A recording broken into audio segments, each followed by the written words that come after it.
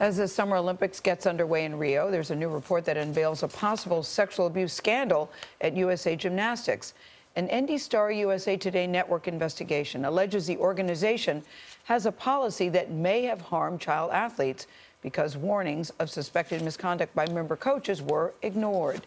Dana Jacobson is here with a report. Dana, good morning. Good morning. The paper is reporting that on multiple occasions, USA Gymnastics compiled complaints of coaches accused of sexual misconduct, but refused to share the information with police, most often dismissing it as hearsay because the complaints were not made by the victims, those young athletes, or their parents. The question this morning is why. This coach we thought was our friend. This coach had Thanksgiving dinner with us. Lisa Ganser's daughter first stepped into gymnastics at a Georgia gym in 2002. 4 years later, and while accumulating awards, someone began sending the girl inappropriate emails.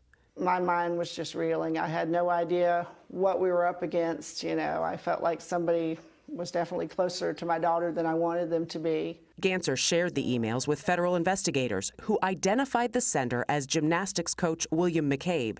He's now serving 30 years in a federal prison, and Ganser is suing USA Gymnastics. He knew where we lived, he knew our habits, he knew a lot of things about us that scared us and scared her.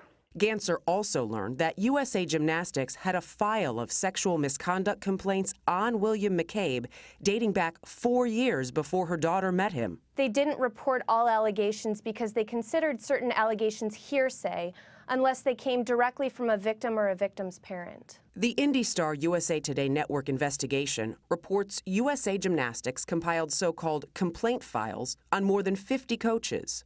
The paper's investigators are uncertain how many have been shared with authorities.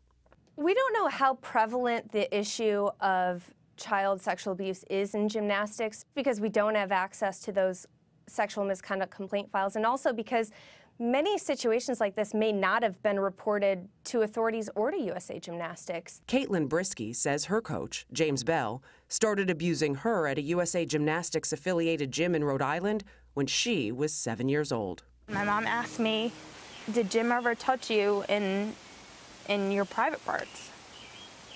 I remember it like it was yesterday. More than a decade earlier, police and USAG fielded complaints of the coach's alleged sexual misconduct.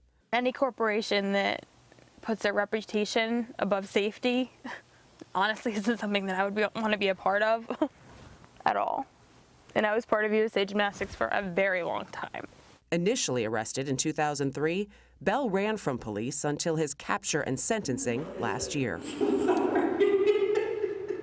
USA Gymnastics president Steve Penny released a statement to IndyStar USA Today network investigators saying USA Gymnastics will remain diligent in evaluating new and best practices which should be implemented, adding the group remains committed to working with the entire gymnastics community to promote a safe and fun environment for children. But for ex-gymnasts like Caitlin Brisky, those efforts so far have fallen short. It doesn't matter who you're protecting. It doesn't matter that they're part of your organization and you want to save face. How about saving me?